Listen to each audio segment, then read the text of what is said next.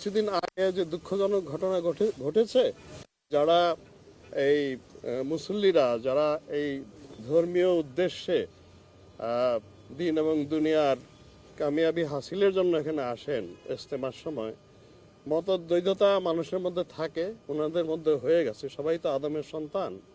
তো এইটা আমরা অত্যন্ত দুঃখজনক ঘটনা ঘটেছে। তো এটার প্রেক্ষিতেই ওনারা উভয় গ্রুপই অত্যন্ত, আমি বলবো যে সদ্ভাবের, এবং ওনারা অত্যন্ত দায়িত্বশীলতার পরিচয় দিয়েছেন। ওনারা এখন আমাদের মাওলানা মাহফুজ এখানে আছেন, ওনারা এই 31 থেকে 5-এর মধ্যে ওনারা করবেন।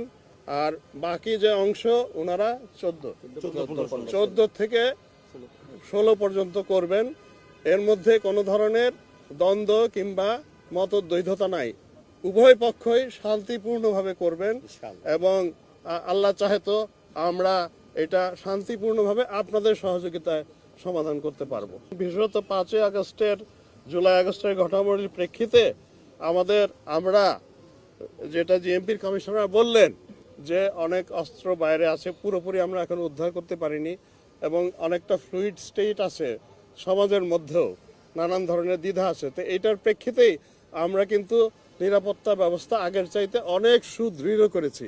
আপনারা দেখবেন আমাদের এই যে প্রিন্টেড বুক, এই বুকটা কিন্তু নট ফর জেনারেল ইউজ। এটা কাদের জন্য?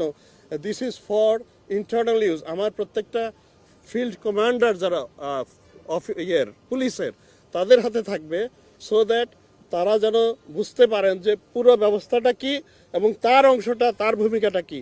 অন্যান্য সময় আমরা কি করতাম, শুরুতে একটা ব্রিফিং দিয়ে দিতাম সবাইকে, সবাই যার যার ব্রিফিং শুনে যার যার জায়গায় চলে যেতেন।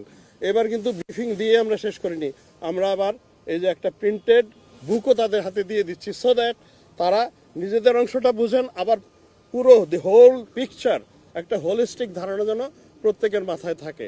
এতে আমার মনে হয় in case of any sort of untoward incident, আমাদের পুরো নিরাপত্তা ব্যবস্থাটা will act in one body, সবাই একই সাথে রিয়্যাক্ট করতে পারবে। আমার মনে হয় যে এই জায়গাগুলোতে আমরা আগের চাইতে অনেক বেশি সতর্ক এবং আগের চাইতে অনেক বেশি আমরা ব্যবস্থা নিয়েছি।